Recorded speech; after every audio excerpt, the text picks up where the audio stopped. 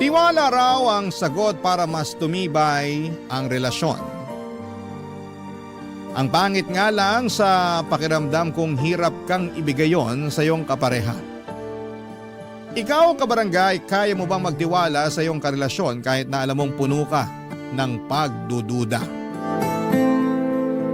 Dear Papa Dudut, magandang araw sa inyo at sa mga ka-forever at kahabang buhay. Ako nga pala si Vanessa, 35 years old, na pangasawa ko ang beshi waps kong si Marvin. Kaedad ko rin siya, 10 years old pa lamang kami nang maging matalik kaming magkaibigan. Kaya naman masasabi kong kilalang kilala na namin ang isa't isa. Tanggap ko nga rin po ang pagkabakla ni Marvin. Opo, isang binabae ang napangasawa ko pero hindi yon naging hadlang para mahalin ko siya.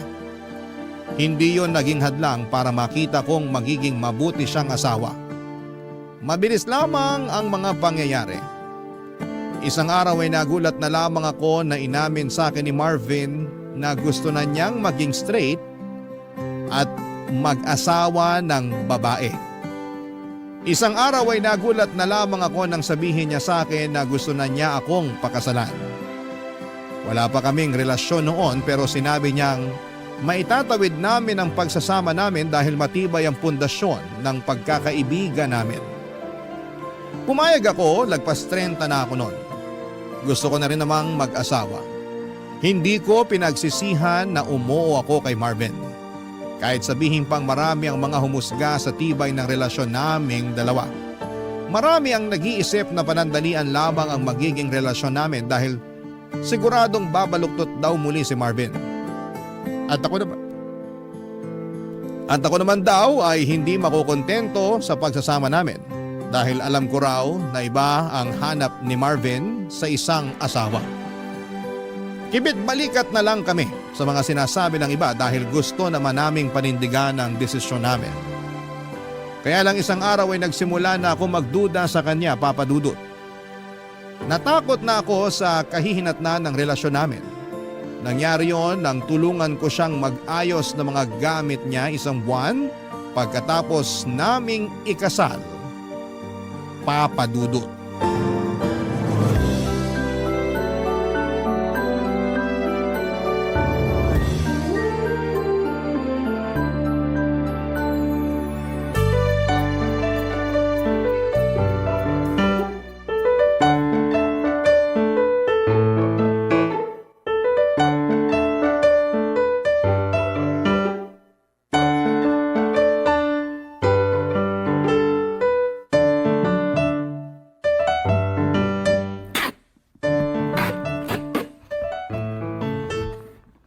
Sana pala, kaysa inuna nating mag-honeymoon, inasikaso na lang muna natin tong mga gamit mo.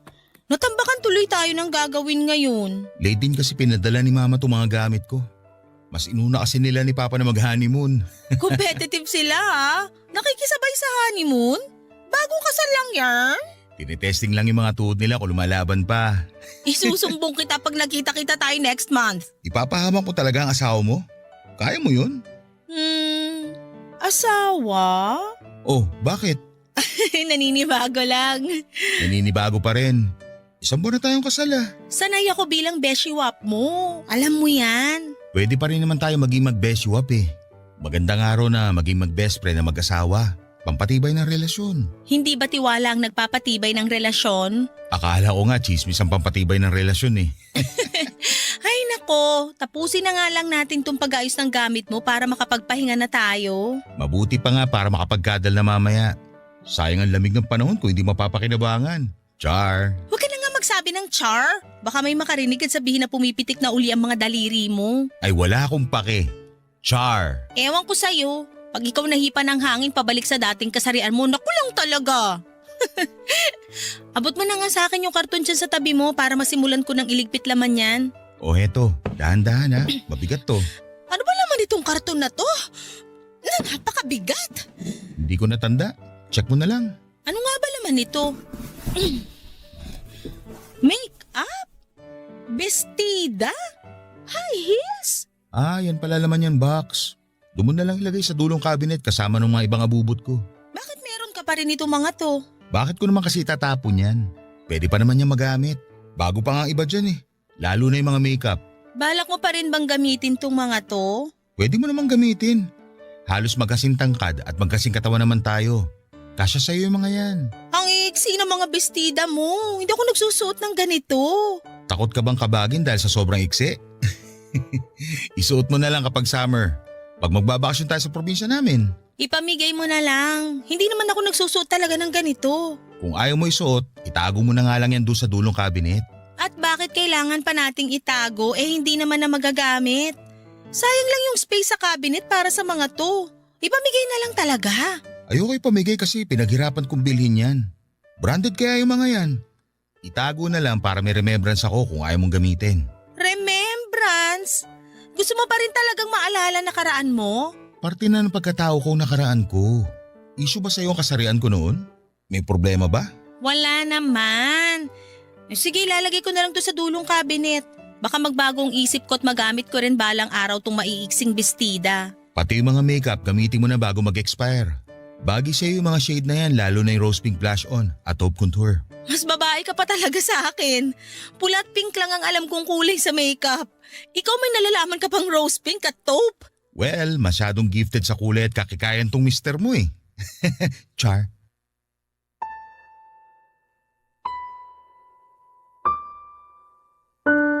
Alam kong nagbibiro lang noon si Marvin sa pagbabakla-baklaan niya. Pero medyo kumabog ng kaunti ang dibdib ko dahil mansyado pa rin ang pagiging bakla niya para sa akin.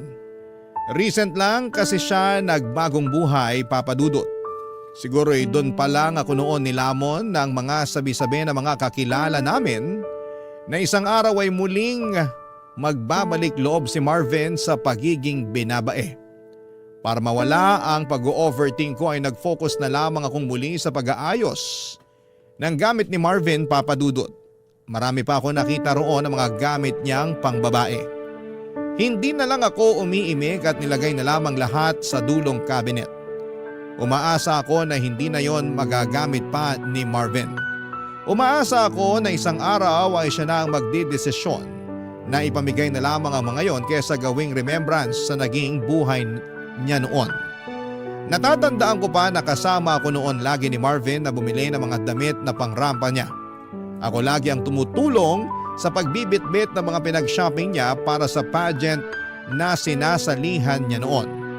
Pati nga yung mga damit na isusuot niya para sa mga date niya.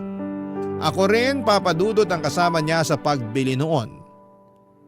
Nakakatawa lang na isipin na asawa ko na ang beshi waps kong bakla na mas babae pa kung umasta noon sa akin. Minsan nakakaduda talaga kung totoong gusto na niyang maging straight o nape-pressure lamang siya ng iba para yakapin ang una at totoong kasarian niya. Lalo na kapag may kasama siyang ibang lalaki. Lalo na yung alam kong tipo niyang lalaki. Lumakas ang kaba ko lalo na noong pinakilala niya sa akin ang bago niyang katrabaho na si Deo. Kaedad lang din namin at gwapo pa. Dinala niya sa bahay namin isang gabi para makikain sa amin ng hapunan, Papa Dudut.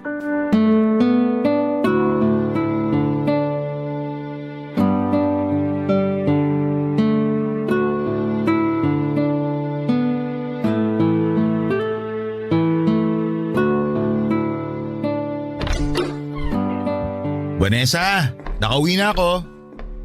Marvin, sakto uwi mo. Nakahanda na sa mesa yung hapunan. Lika na, kain na tayo. May kasama pala ako, katrabaho ko. Hi po. Hi! Deo, misis ko pala si Vanessa. Vanessa, bago kong katrabaho, si Deo. Totoo pala sinabi nito ni Marvin. Maganda pala talaga misis niya. Akala ko mayabang lang to eh. Mayabang talaga ako pagdating sa misis ko, no? Tignan mo, kilay pa lang ulam na. Parang mali naman na isipin na ulam yung kilay niya. Pero ang ganda nga ng kilay. Makapal at on fleek. Ako ang nagkikilay dyan tuwing day off ko. Ipaghihayabang ko lang ha. Tigilan nyo na yung kilay ko, baka mausog at magkauban bigla. Tara na sa kusina para makakain na. Kain na. Sana wala kang allergy sa hipon, Deo. Masarap pa naman tong buttered shrimp na niluto ko. Marami pa. Paborito ko to. Nako, hindi to makakatulong sa abs ko. Mapaparami kain ko nito. Nga pala Vanessa, matindi ang abs nitong si Deo. Pang sparkle artist sa GMA. Ipakita mo nga ngayon Deo. Wag na, ano ka ba? Nakakahiya naman na sa harapan pa ng mga hipon papakita tong abs ko. Kesa naman mamaya mo pa ipakita yan lulubog na yan kapag naparami ka ng kain ng hipon at kanin. Huwag mo na lantad yung abs mo. Naniniwala naman akong pang-artista yung nasa tiyan mo. Kain na lang tayo, Marvin. Baka magtampo pa tong mga hipon kasi mas paborito natin pag-usapan yung abs ni Deo. Umaalog na tong abs ko sa humor mo, Vanessa. Gets ko na talaga kung bakit na-inlove sa ito si Marvin. Sense of humor mo palang ulam na eh. Puro na lang ulam ang nasa isip mo Deo. Kumain na nga lang tayo para makauwi ka na. Di pa ako nakakapaglagay ng kanin sa plato ko, iniisip mo na agad na pauwiin ako. Hindi Kung may baon ka lang na extra brief papatulugin na kita rito sa bahay namin. Sa susunod, magdadala ako ng 1 dosenang brief, extra large. Sa day off natin, matulog ka rito ha. Oo naman. Ayos lang ba sa'yo, Vanessa? Ako nang bahala sa paghuhugas ng plato. Wala namang problema. Ayos lang sa akin, basta ayos lang kay Marvin. Mas lalong walang problema sa akin para naman masaya rito sa bahay. Bakit? Malungkot ka ba na tayong dalawa lang ang nandito? Naku, lagot ka Marvin, ayusin mo kasi. Ang ibig ko sabihin, masaya rin siguro kung masubukan natin paminsan-minsan na may bisita tayo. Pero kahit wala, ayos na sa akin na tayong dalawa lang. Lusot, hindi kulong. Kumain na nga lang tayo para makauwi na tong si Deo. Aray naman, gusto nyo talaga ata akong pauwiin eh. I-take out ko na nga lang tong kanin at hipon. Sa jeep ko na lang kakainin mamaya habang nasa biyahe. Joke lang naman Deo. Kahit mamayang madaling araw ko pa umuwi, ayos lang sa amin. Gusto mo manood tayo mamaya ng movie pagkatapos natin mag-dinner Sige, game ako dyan. Pero ayos lang ba sa'yo yon, Vanessa? Oo naman. Nood tayo ng movie mamaya pagkatapos kumain. Tama na kwentuhan. Kain na tayo para makanood na mamaya. Imbes na kumain ay nagpatuloy pa rin sa tawanan at usapan sina Deo at Marvin Papadudut. Hindi na nga ako gumatong pa sa usapan nila para hindi na yon humaba pa. Pero ganun pa rin. Tawanan lang sila ng tawanan na akala mo'y matagal na silang magkakilala. Hindi na rin ako nakaimik pa kahit gustuhin ko man. Parang nakalimutan na kasi nilang andun ako. At sila na lamang ang nagkakaintindihan sa mga pinag-uusapan nila. Kumain na lamang ako para makaramdam sila at doon na rin sila sumunod.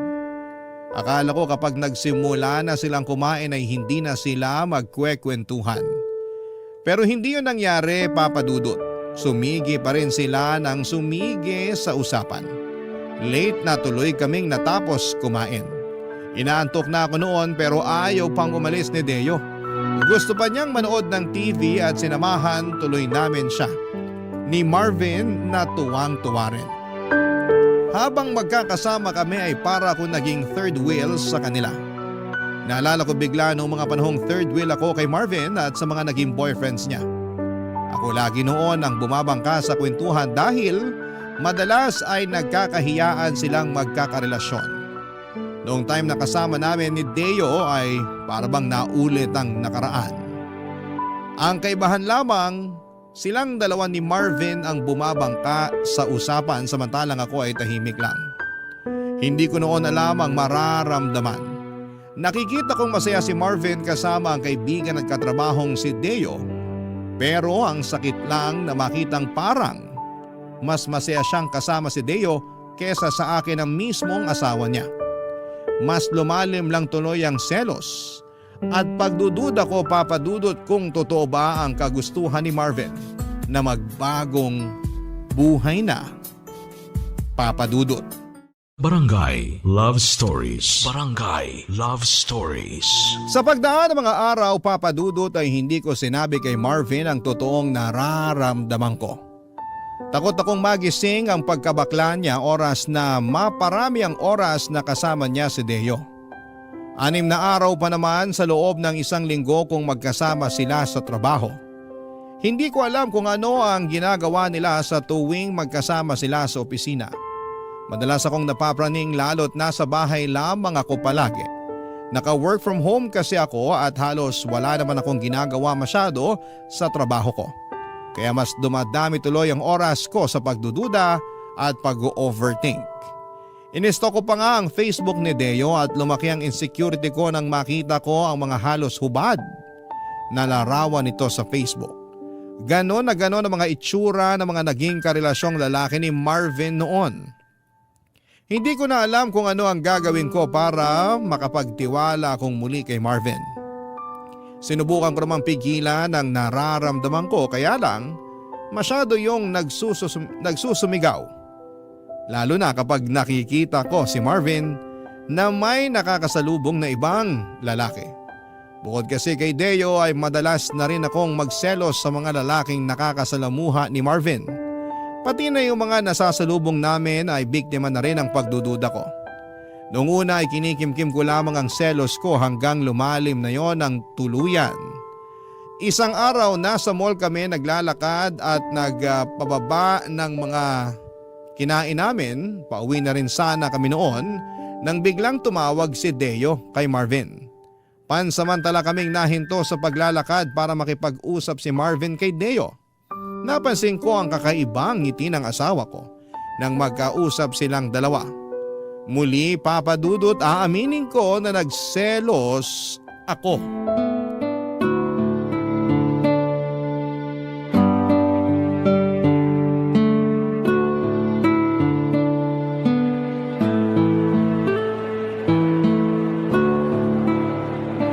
Ang hirap namang matunaw nung kinain nating kaldereta.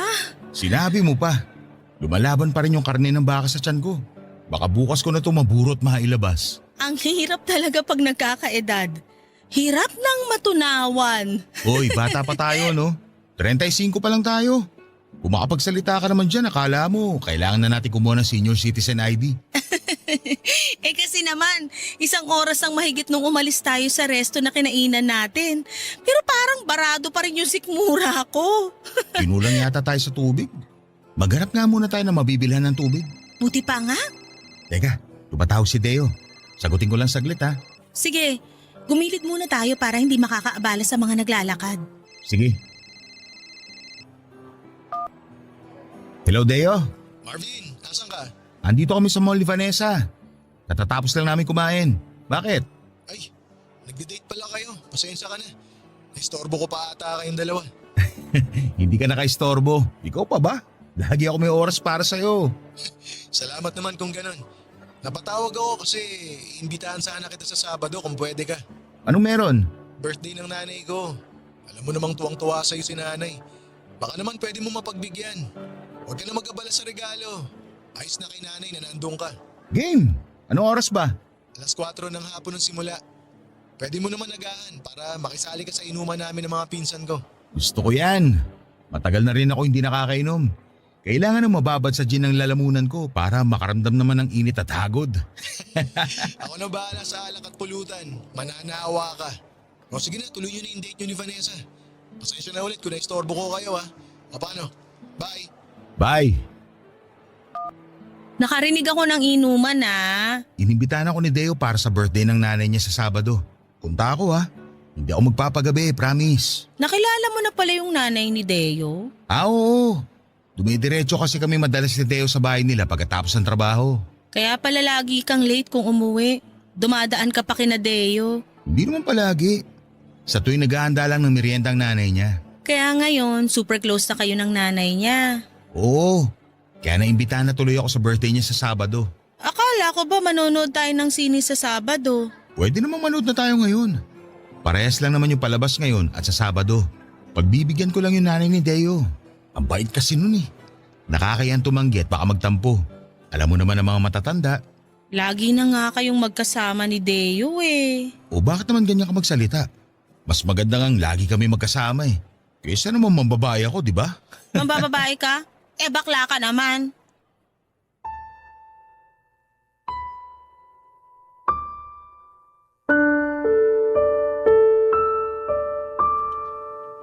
Papa Dudut, hindi ko maiwasang masabi yon kay Marvin dahil sa inis at selos ko. Nawala ang ngiti ni Marvin at napatitig na lamang siya sa akin. Hindi siya makapaniwala sa mga sinabi ko at hindi namin pinag-usapan yon pagkatapos. Nagpanggap na lamang kami na parang walang nangyari. Tahimik kaming pareho habang pinagpapatuloy ang paglalakad.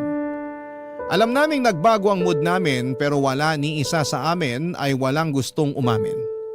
Gusto lang naming parehong makaiwas sa away at maiwasang mapag-usapan ang tungkol sa pagbulalas ko sa pagiging bakla ni Marvin. Naghanap kami ng mabibilhan ng tubig at nang nakabili na kami, nag-aya na agad si Marvin na umuwi na. Napagod na raw siyang maglakad. Gusto na raw niyang magpahinga. Tumango na lamang ako at sumunod sa kanya. Hanggang sa pagsakay ng jeep ay tahimik kaming pareho, Papa Dudut. Pati sa pag-uwi sa bahay ay ganun din. Nagkulong siya sa kwarto at ako naman ay naglinis ng mga naiwan naming kalat sa sala. Kinabukasan ay naging okay na ulit kami pero ramdam pa rin namin ang ilangan sa isa't isa. Wala pa rin ni isa sa amin ang gustong pag-usapan ng mga nangyari sa mall. Isang hapon ay hindi ako mapakali at parang may nagtutulak sa akin para kausapin si Deo. Gusto ko siyang makausap para malaman niya ang nakaraan ni Marvin at para alam din niya kung saan siya lulugar. Baka sakaling maisip niyang irespeto ang relasyon naming mag-asawa. Alam kong emosyon ko ang nagdidikta noon sa akin at mali ko na sumunod ako sa gusto noon. Kinuha ko ang cellphone ko at tinawagan si Deo. Nakuha ko ng palihim ang number ni Deo nang minsang makaidlip si Marvin at nakabukas ang cellphone nito, Papa Dudut.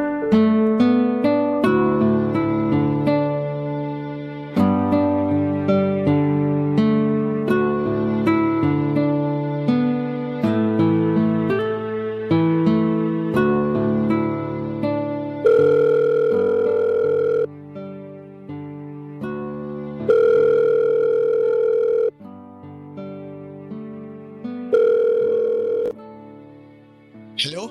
Sino to? Hello, Deo. Si Vanessa to. Yung asawa ni Marvin. Vanessa, ikaw pala. Nagulat naman ako. Hinahanap mo ba si Marvin? Katabi mo ba siya ngayon? Nasa 4th floor siya ngayon eh. Kausap boss namin. May ibibilin ka ba sa kanya? Wala naman. Kung pwede nga sana wag mo nang sabihin na tumawag ako sa'yo. Ha? Bakit? May problema ba? Meron May tampuhan ba kayo ni Marvin? Gusto mo kausapin ko siya para magkaayos kayo? Wala naman. May iba akong problema. Tungkol saan ba yung problema? May tutulong ba ako? Tungkol sa'yo. At oo, makakatulong ka sa akin. Tungkol sa akin? Teka, may nagawa ba ako sa'yo? Alam mo bang dating bakla si Marvin? Hindi niya nakwento pero ramdam ko naman. Pilantik pa lang ng daliri hindi na kailangan pag-usapan Mag-beshiwap kami ni Marvin mula nung 10 years old kami. Bakla na siya noon pa man. Tapos last year lang nagplano na siyang maging straight na lalaki. Para magawa yon, inaya niya ako magpakasal. Pumayag ako agad. Grabe! Akala ko sa Barangay Love Stories lang nangyayari yung mga ganyang kwento Seryoso ko. Ano naman ngayon ang problema kung sakali? Hindi ka ba naniniwalang straight na siya? Medyo alanganin, lalo na nung pinakilala ka niya sa akin. Bakit naman ako nadamay sa problema? Katrabaho niya lang naman ako. Pero kasi nung bakla pa siya, mga tipo mo yung ginojowa niya. Mapuputla na macho. Alam ko yun kasi ako ang tulay niya lagi sa mga naging jowa niya noon. Beshiwap na, tulay pa, asawa pa. Talo mo pa 3-in-1 na kape Ikaw na. Pasensya ka na kung sinasabi ko sa'yo to ngayon ha. Ayos lang, walang problema. Mabuti nga't nasabi mo to sa akin. Ngayon alam ko na kung saan ako lulugar. Nadamay ka pa sa pagsiselos ko. Pasensya ka na talaga. Wala yun. Pero matanong lang kita. Wala ka bang tiwala kay Marvin? Dati, meron. Kaya lang nagduda na ako nung lagi na kayong nagkakasama. Lagi talaga kami magkasama kasi magkatrabaho kami. Diyan nga ako takot Dahil halos 9 hours kayong magkasama sa trabaho. Imposibleng hindi kayo magka-developan. Pagdating sa parting yan, malabo yan. Paanong malabo? Lagi kang binibida ni Marvin. Panay ang papuri niya sa kagwapuhan mo. Lalo na sa abs mo. Kahit sinong misis magdududa kung bukang bibig lagi ng misteryong katrabaho niya. Ako na nagsasabi sa'yo, kahit pa 15 hours kami magkasama ni Marvin sa trabaho, malabo magkagustuhan kaming dalawa. Bakit naman? Kasi may boyfriend na ako. 2 years na kami mahigit at masaya kami sa relasyon namin. Walang dahilan para magloko. Bakla ka rin? Hindi ba halata? Hindi lang pumipilantik mga daliri ko pero kulay pink ang pagkatao ko. Akala ko straight ka. Hayaan mo, sa susunod ipapakilala ko sa'yo boyfriend ko. Naipakilala ko na siya kay Marvin noon. Nakakasama nga namin madalas kapag nagmimerienda kami sa bahay. Alam mo magandang idea din kung tatry mong sumama sa amin minsan ni Marvin para mawala yung pagdududa mo sa asawa mo. Ang akala ni Deo ay mawawala noon ang pagdududa ko kapag nalaman kong may boyfriend na siya. Pero kabaligtaran ang mga nangyari.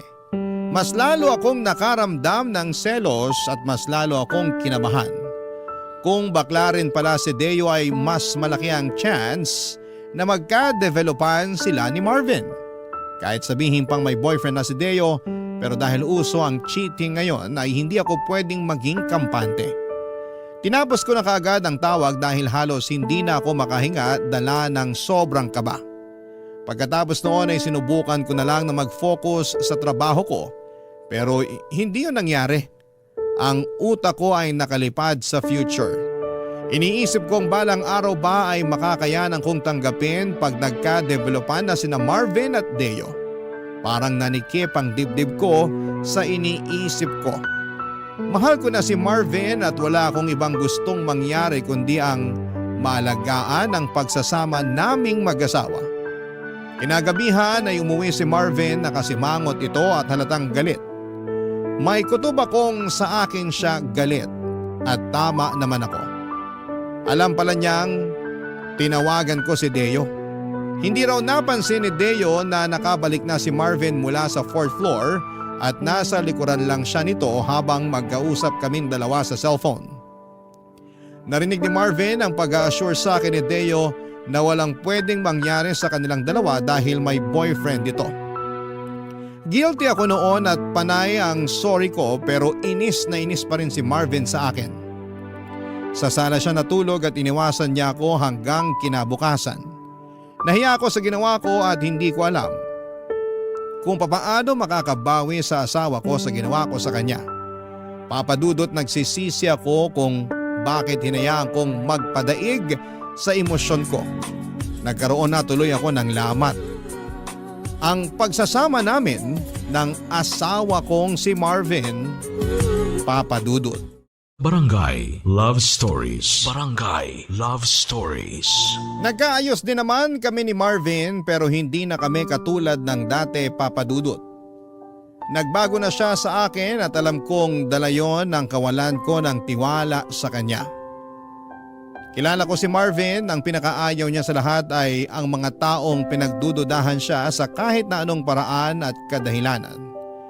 Hindi ko man lang pinag-isipan ang ginawa ko. Alam kong nasaktan ko siya at hindi ko alam kung paano pa makakabawi. Mabilis pa namang mawala ng gana si Marvin kapag may nagawa kang hindi maganda sa kanya. Lalo na kung mismong karelasyon niya ang nakagawa ng masama sa kanya. Naalala ko nga yung isang karelasyon niya na siloso. Agad na hiniwalayan ni Marvin nang malaman nitong ini-stalk niya ang mga ex ni Marvin. Hindi raw siya komportable sa ganon. Kaya kahit gaano pa niya kamahal ang ex niyang yon ay iniwan niya agad para sa peace of mind niya. Dahil sa pag-alala ko sa ex ni Marvin ay natakot ako. Kaya nakipag-ayos agad ako sa kanya at ginawa ko ang lahat para mapatawad na niya ang mga nagawa ko. Kinulit ko siya hanggang sa mapilitan na siyang makipag-ayos sa akin. Nag-promise ako sa kanya na hindi na mauulit ang pagdududa ko. Naniwala naman siya at bumalik na kami sa dati at sinimulan ko ng magtiwala. Kahit medyo aminado ako na medyo nakakaramdam pa rin ako ng selos kay Deo, ay sinikap kong huwag yung ipahalata kay Marvin kapag magkasama kami. Kaya lang isang araw ay nakaramdam na naman ako ng selos, hindi kay Deo kundi sa ibang mga lalaki na nakakasalubong namin sa paglalakad namin sa mall. Nadugtungan na naman ang lamat ng aming relasyon ng dahil doon.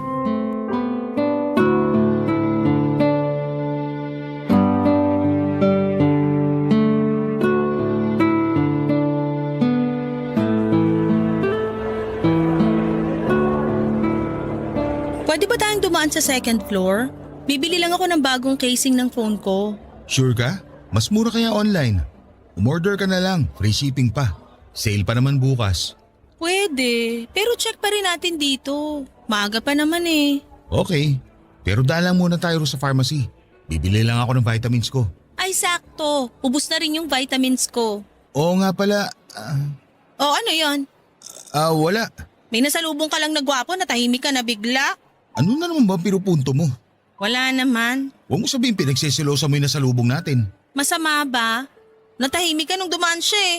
Wow, grabe. Ang lagkit pa ng tingin mo. Ni minsan hindi mo ako tiningnan ng ganon. Seryoso ka ba? Akala ko ba hindi ka na magsiselos? Akala ko rin eh. Pero iba yung dating sa'yo nung nasalubong natin. Parang gusto mong lundagan. Parang gusto mong lapain. Ganyan talaga kahayok sa lalaking tingin mo sa akin? Una si Deo. Tapos ngayon ibang lalaki naman. Ang saklap ha. Pati hindi ko kilala pinagsisilosan mo. Nakakaselos kasing reaksyon mo nung dumaan yung lalaking yon. Kakaiba yung tingin mo eh. Masama na ba tumingin sa ibang tao ngayon? Anong gusto mo? Sa'yo lang nakadikit ang mga mata ko. Tama na nga, ayoko na ng away. Ayaw mo ng away. Pero ikaw naman to nagsimula. Kaya nga tinatapos ko na, di ba? Ano bang dapat kong gawin para matigil ka na sa pagsiselos mo? Wala. Tama na. Ayoko ng pag-usapan. Pag-usapan natin to para matapos na. Pag pinag-usapan natin to, baka relasyon na natin yung matapos. Matatapos talaga tong relasyon natin kung panay duda ka. Hindi kita pinagdudahan kanina. Nagselos at nagtaka lang ako. Ganon din yun. Hindi ka magsiselos kung hindi ka nagdududa. Umuwi na nga lang tayo. Wala na ako sa mood. Ikaw pa tong nawala sa mood ha. Eh di sorry na. Sorry kung pinagsilosan ko yung nasalubong natin. Huwag ka mag-alala. Last na yon. Duda ako.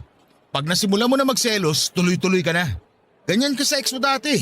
Halos sakali mo na sa kakaselos mo.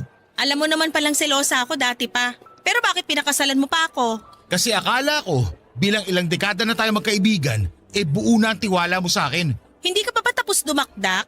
Ikaw, hindi ka pa tapos magselos? Hindi pa ako pwedeng manalo sa usapan na to? Bakit ko hayaang manalo yung pagsiselos mo? May karapatan ako magselos dahil asawa kita. Dahil mahal kita. Kahit asawa kita, wala ang karapatang pagdudahan ako. Lalo ng kasarian ko. Hindi ako nagdududa sa kasarian mo. Sinungaling, kung hindi ka duda sa kasarian ko, bakit halos ikamatay mo yung kakaselos sa lalaki na kasalubong natin? Hindi ako nakasagot sa sinabi ni Marvin Papadudut. Nahiya ako bigla dahil alam kong tama siya. Talaga namang nagdududa pa rin ako sa kasarian niya pero hindi ko magawang aminin yon sa harapan niya. Nang hindi na ako sumagot ay naglakad na ng mabilis si Marvin para makalabas na ng mall. Humabol naman ako pero hindi kami nag-usap. Sabay pa rin kaming sumakay ng taxi pa uwi at hindi pa rin kami nag-iinikan sa loob ng taxi hanggang sa makauwi kami ng bahay. Hindi na ako muling kinausapan ni Marvin kahit ilang beses na ako nag-attempt na pag-usapan namin ang mga nangyari. Alam kong napagod na siya sa ginagawa ko at kahit ako ay pagod na rin namang magduda. Kaya lang ay hindi ko pa ma-practice na magtiwala ng buo sa kanya. Hindi ko maipaliwanag sa kanya kung bakit ganon akong magduda. Ayokong galitin pa siya lalo kaya naman ako na rin mismo ang dumistansya. Sa mga sumunod na araw ay hindi na kami tuluyang naayos. Lagi na lang late kung umuwi si Marvin at hindi na kami nakakapag-usap tulad ng dati. Nanlamig na siya ng tuluyan sa akin, mas lalo tuloy akong napraning dahil sa mga inaakto niya. Dahil sa pagdistansya niya sa akin ay naisip kong mas lalo lang lalaki ang chance na mapalapit siya kay Deo o sa ibang lalaki na makakasalamuha niya. Baka nga, Para makaganti sa akin ay manlalaki na siya para lang patunayan ang mga pagdududa ko sa kanya. Natakot ako lalo sa mga iniisip ko, Papa Dudut. Kaya bago pa umabot sa puntong yon ay kinausap ko na siya. Nahirapan akong harapin siya noong una dahil nga sa panayang iwas niya.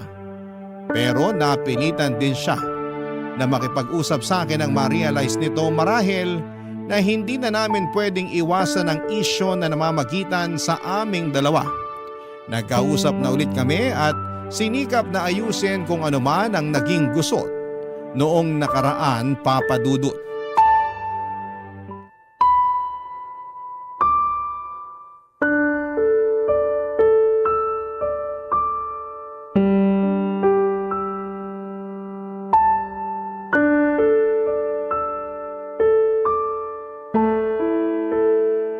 Buti naman at napapayag na kitang pag-usapan natin to. Wala naman na sana pag-uusapan kung marunong ka lang magtiwala. Ilang beses ko bang kailangang mag-sorry? Nakakapagod na ah. Nakakapagod mag-sorry, pero magduda hindi. Sana baliktad na lang. Makinig ka.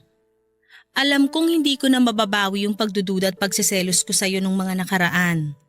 Kaya nga gusto kong makabawi ngayon. Babawi ka ngayon tapos bukas balik selos na naman. Ikaw naman tong walang tiwala sa akin. Ikaw pa talaga may gana magsabi niyan? Aayusin ba natin to o hindi na? Hindi ko alam. Pagod na ako sa kakaselos mo. Kung mauulit to sa susunod, binibigyan mo lang ako ng dahilan para pagsisya na pinakasalan kita. Ang sakit naman yan. Mas masakit kaya lahat ng pagdududa mo. Masisisi mo ba ako? Wala pang 1 taon nung magdesisyon kang magpakalalaki. Buong buhay mo lagi ka naka-lipstick.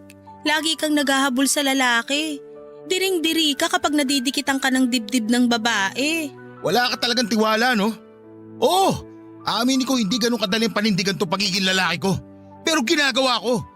Araw-araw sinusubukan ko. Kaya sana, subukan mo rin magtiwala. Kasi nadadamay ako sa pagiging nega mo sa akin. Ayoko naman sanang maging nega. Kaya lang kasi, Kaya lang ano? paano kung isang araw mapagod ka na sa kakasubok? Paano kung isang araw ma-realize mo na mas gusto mo na lang uli maging bakla? Na mas gusto mong yumakap sa lalaki kaysa babae? Paano ako? Bakit kasi ganyan ka-advance ang utak mo? Hindi ba pwedeng yung pagsusumikap ko ngayon na maging straight ang isipin mo? Hindi mo ba na-appreciate yun? Na-appreciate ko na nag-e-effort kang maging straight. Pero hindi ko lang kasi maiwasang makaramdam ng takot sa tuwing may nasasalubong tayong gwapo tapos mapapatingin ka sa kanila. Ay, ni sa hinagap, hindi ko naisip na lalaki ang pagseselosan ko. Vanessa, ikaw na itong pinili ko. Ikaw na itong pinakasalan ko. Marami naman dyan na pinili nga sa una. Pero sa huli, iniwan pa rin. Kaya hirap ka magtiwala kasi nakafocus ka sa mga mali ng iba. Hindi tayo yun. Iba tayo. Mahal kita at mahal mo ko. Hindi ba pwedeng yun na lang atupagin natin ngayon? Kesa lagi tayo mag-aaway dahil sa walang kwentang pagdududa mo. Paano bang gagawin ko? Nahihirapan na rin ako eh. Gustuhin ko man na di magselos. Pero ramdam ko pa rin eh. Lalo tuwing wala ka rito sa bahay at kasama mo si Deo. Si Deo na naman? Ilang beses ko bang sasabihin sa'yo na magkaibigan lang kami? May karelasyon yun. Nakakahiya na pati siya idadamay mo sa pagsiselos mo. Kasi naman, panay-puri ka sa itsura niya. Lagi mong binabalita sa akin kapag pumapasok siya sa opisina niyo na mala artista yung datingan. Dahil lang doon kaya ka nagdududa? Mas matakot kapag naglilihim na ako tungkol kay Deo. Pati na rin sa ibang mga lalaki nakakasalamuha ko. Ibig sabihin lang nun, may mali siya na sa akin. Ayan, kinabahan na naman ako lalo. Bakit kailangan mong sabihin yan? Ay, eto. Naalala mo nung grade 6 tayo? Wala teacher natin nun tapos naglaro tayo ng truth or consequence.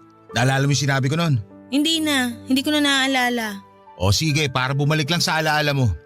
Nung tumuro sa akin ng bote at truth ang pinili ko, tinanong ako ng kaklase natin si Tracy kung may crush daw ba ako sa'yo. Ay oo, naalala ko na. Sumagot ka ng oo. Tapos nung tumuro uli sa'yo yung bote at consequence naman ang napili mo. Siguro naman natatandaan mo. Napaghalik sa'yo yung consequence na gusto nila ipagawa sa akin nun. At ginawa mo nga. Ramdam ko pa yung panlalamig ng labi mo. May halo pang nginig. Ikaw ba naman makascore sa crush mo? Hindi ba manlalamig labi mo sa kaba? Ako pa yata yung first kiss mo eh. At puppy love ko. Talaga? Ako? Hindi man ikaw ang first love ko, pero ikaw ang puppy love ko. Ikaw ang pinakaunang kilig sa buhay ko bago ako lumiko at natuto man lalaki. Ay, aaminin ko sa'yo, na-attract pa rin ako sa lalaki. Aaminin ko rin, nung bagong pasok si Deo sa office namin, nagkakrush ako sa kanya. Pero panandalian lang yun.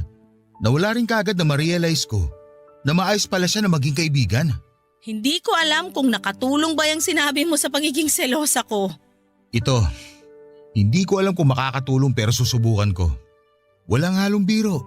Ikaw na ang gusto kong makasama habang buhay. Wala nang iba. Napakaswerte kong napangasawa ko ang best friend ko. At napakatanga ko kung gagawa pa ako ng dahilan para magkahiwalay tayo. Oo, ramdam ko pa rin ang pagiging bakla ko. Hindi ko agad yun matatanggal sa sistema ko. Pero kung meron pa akong isang hindi matanggal sa sistema ko, yun yung kagustuhan ko na maging katuwang ka sa buhay at makasama ka hanggang sa pagtanda. Nakatitig lang sa akin si Marvin habang sinasabi ang mga linya niyang yon. Aaminin kong nakatulong yon para mabawasan ang nararamdaman kong selos at pagdududa. Niyakap ko na lamang siya dahil hindi ko rin alam kung ano ang susunod na sasabihin para hindi masira ang moment namin. Pagkatapos noon ay nagbalik na kaming muli sa masayang relasyon namin. Kaya lang, ramdam ko na noon ng pagiging maingat ni Marvin. Ramdam ko rin na napapraning na siya sa tuwing lumalabas kami at nakakasalubong kami ng gwapong lalaki. Iniiwasan na rin niya si Deo at ramdam ko ang lungkot niya noon. Alam ko naging close na silang dalawa at nakasira lamang ang pagsiselos ko sa samahan nila. Aaminin ko na hanggang ngayon ay hindi pa ganoong kabuo ang tiwala ko kay Marvin. Siguro'y likas na sa akin ang magduda dahil yun na ang nakasanayan ko sa mga dating nakarelasyon ko. Pero bala ko na sana yung itigil kaya lang ay hindi ko alam kung papaano. Ayoko magkasira kami ni Marvin dahil wala na akong ibang gustong makasama kundi siya na lamang talaga. Lalo't nagbabalak na kaming magkaroon ng anak bago matapos ang taong ito. Hindi naman makakatulong kung may ilangan pa kami pagdating sa tiwala kung paplanuhin na naming bumuo ng pamilya. Baka naman may tips kayo kung paano mawawala ang pag-overthink ko. Kung paano mawawala ang pagdududa at ang pagsiselos ko. Gusto ko sanang maayos ang relasyon namin pero sana'y matulungan ninyo ako kung papaano. Salamat po sa mga susubok na tumulong at magpadala ng komento sa inyong Facebook page. Salamat na rin po sa team sa Barangay LS sa pagdinig at pagbabahagi ng aking kwento. Ang inyong forever kapuso at kabarangay, Vanessa. Barangay Love Stories. Barangay Love Stories. Nalilito pa rin sa live ang ating kabarangay. Ano kaya ang maipapayo mo sa kanya? Ibahagi mo yan sa ating comment section para mabasa rin niya. Nagustuhan ng iyong napakinggan? Ituloy yan via live stream sa www.gmanetwork.com/radio. In Mega Manila, 97.1. Forever.